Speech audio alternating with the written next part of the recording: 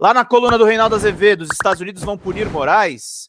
Vira-latas rosnam sabugice e ódio e querem o caos. Vamos ler aqui a coluna do Reinaldão. Parou de falar da Janja, pelo menos, né, cara? No dia em que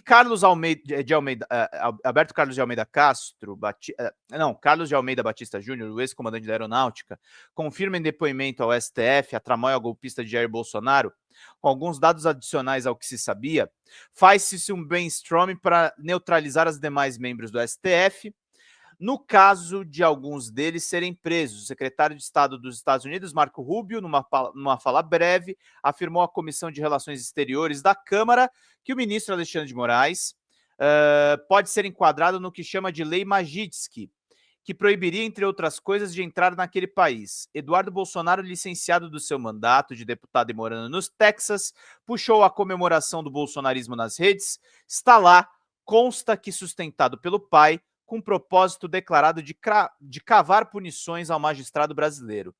Um breve relato sobre as circunstâncias foi indagado a respeito pelo republicano Corey Lee Mills, que acusou o ministro de perseguir a oposição, incluindo jornalistas e cidadãos comuns, e de estar preparando a prisão de Jair Bolsonaro. Avançou contra a afirmação em 2 indagações. Essa repressão se estende além das fronteiras do Brasil, impactando indivíduos em solo americano. O que você pretende fazer? Você consideraria sanções ao ministro do Supremo Tribunal Federal, Alexandre de Moraes, sobre a lei global Magnitsky? Rubio então afirmou: isso está sob análise nesse momento e há uma grande possibilidade de que isso aconteça. Os insanos por aqui vibraram e até na imprensa apareceu quem achasse a sanção muito razoável, entendendo que cabe mesmo aos Estados Unidos o papel não só de polícia do mundo, como de coordenação de uma justiça global. E afinal, como sabemos, a liberdade de expressão é realmente sagrada no governo Trump, não é? As universidades que o digam. Mas se pode defender sem o suposto por lá a limpeza étnica na faixa de Gaza, é claro. A tal da Lei Global Magnitsky é um dos presentinhos indigestos que o governo Obama legou como herança de sua política externa e de seu modo a seu modo caótica, e a de Trump, que é de outro modo, busca uma intenção ao menos combater a corrupção e a agressão aos direitos humanos. Foi aprovada em 2012 para punir autoridades russas pela morte do advogado Sergei Magnitsky. Em 2016 foi alterada para espalhar os seus efeitos mundo afora, sob o pretexto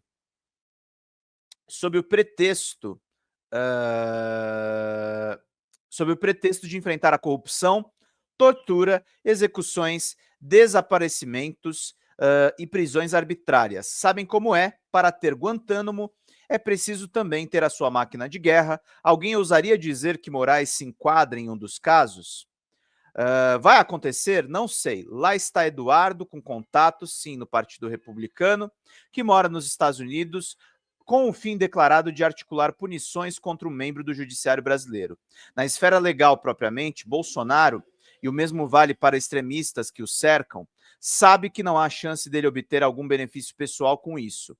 Ou alguém supõe que, se o ministro for punido, haverá uma chance de, sei lá, o tribunal ceder à pressão?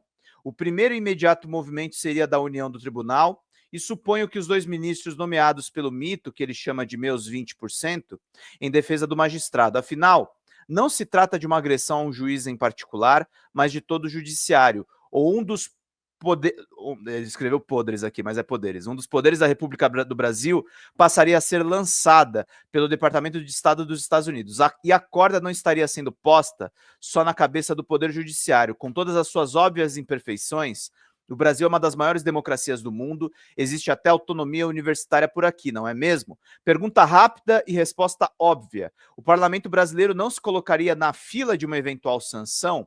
Sigamos com as questões. Haverá eleições livres, como tem sido desde 1989, para a presidência em 2026. A direita tem uma pletora de candidatos e ainda não tem nenhum, mas os terá. Desde já, uma punição que acontecesse, forçoso seria aqueles que querem os votos do bolsonarismo também se pronunciassem a respeito. Subirão nos palanques para prestar reverência ao governo Trump, exibindo orgulhosos a sua condição de sabujos do americano? 3 poderes e o Ministério Público, com suas ramificações, formam o Estado brasileiro. A agressão estrangeira a um deles implica um óbvio ataque à soberania. Como Como não se, como não se vai declarar uma guerra aos Estados Unidos, a resposta tem que ser política. E será qual? Conhecemos já o silêncio sepulcral dos reacionários por aqui diante das tarifas impostas por Trump.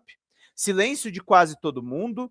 Bolsonaro as defendeu e tentou mobilizar o seu partido contra uma lei que confere ao governo brasileiro, não importa quem seja o mandatário, o direito de, em último caso, aplicar retaliações, ainda que elas não sejam desejáveis nem necessárias por hora. Onde é que eu quero chegar com isso? Aposta na crise institucional. Não há, insisto, no quadro institucional regular como Bolsonaro vir a se dar bem com uma eventual punição de Moraes. Ocorre que ele não aposta no quadro institucional regular. Seu jogo só pode prosperar na crise, na bagunça e na ruaça. É exatamente isso que ele quer. Ou me digam, não é exatamente o que ele pretende quando patrocina uma proposta de anistia aos golpistas, que ele sabe ser inconstitucional? Os tempos, sei, são bem particulares. Até há coisas de 10 anos, quem quer que se ligasse a um governo estrangeiro para punir um dos poderes estaria liquidado politicamente. Hoje em dia, exibe o orgulho da servidão. Vamos ver o que vem, mas, por hora ao menos, até na imprensa a reação é acovardada. Certamente Janja e Lula apanharam muito mais por conta do TikTok, né, Reinaldo? Com você batendo na Janja, né? É um sintoma nesses dias. 3, 2, 1, para que aqueles, vocês sabem, os de sempre, digam que Moraes exagerou. Sabem como é? Os armênios exageraram, os judeus exageraram, os palestinos exageraram na fala desses delinquentes. O abraço com o caos tem lá a sua razão de ser. E sempre se deve indagar qual é a culpa das vítimas. Batista Júnior deu um depoimento devastador nesta quarta. O plano homicida do golpe de Estado padece. O plano homicida do golpe de Estado padece. Como é que é? O plano homicida do golpe de Estado padece a essa altura de um excesso de provas. Não havendo no ordenamento jurídico uma resposta possível para salvar os criminosos, então que se apele ao Império do Norte, quem sabe de lá venha uma expedição punitiva. Trump e Mark Milley. Ao ler trechos dos depoimentos do ex-comandante da Aeronáutica, tanto a PF quanto ao STF, eu me lembrei de outro militar, Mark Milley, que foi chefe do Estado-Maior do Exército dos Estados Unidos entre 2015 e 2019 e chefe do Estado-Maior Conjunto, vale dizer, a maior autoridade do Pentágono, entre 2015 e setembro de 2023. Em 2020, Milley percebeu que Trump se organizava para não respeitar o resultado da eleição e tratou de tomar as providências para limitar as suas ações à esfera estritamente legal e blindar as Forças Armadas. Os detalhes estão contados no livro I Alone Can Fix It, Donald J. Trump, Catastrophic Final Year, algo como Posso Arrumar Isso Sozinho, o ano final catastrófico de Trump, de Carol Leoning e Philip Rucker. No dia 20 de novembro de 2020, com Trump ainda no poder sem reconhecer a vitória de Biden, a invasão do Capitólio, em 6 de janeiro de 2021, ainda estava por vir e Milley inaugurou o Museu do Exército e discursou nas fuças do então presidente. Somos únicos entre os militares, não fazemos juramento a um rei ou uma rainha, a um tirano ou a um ditador. Não fazemos juramentos a um indivíduo, não fazemos juramentos a um país, a uma tribo ou uma religião. Fazemos um juramento à Constituição, cada soldado representado neste museu, cada marinheiro, aviador, fuzileiro naval, guarda costeiro, cada um de nós protegerá e defenderá esse documento, independente do custo pessoal. Ao voltar ao poder, Trump decidiu remover a equipe de segurança que dispunha o general e o secretário de defesa, o esquisitão Pete Hegseth, anunciou que havia ordenado uma investigação sobre a sua atuação na frente das Forças Armadas dos Estados Unidos, especulando sobre um eventual rebaixamento de patente. Encerro, evoco o confronto de Trump com Milley, porque a institucionalidade americana, precária nesse particular, permitiu que um golpista como Trump voltasse ao poder, perdoasse criminosos da invasão do Capitólio e ainda vingasse os que impediram de dar um golpe. Por aqui, Bolsonaro não se conforma com a sua sorte e exige ter o mesmo destino de Trump.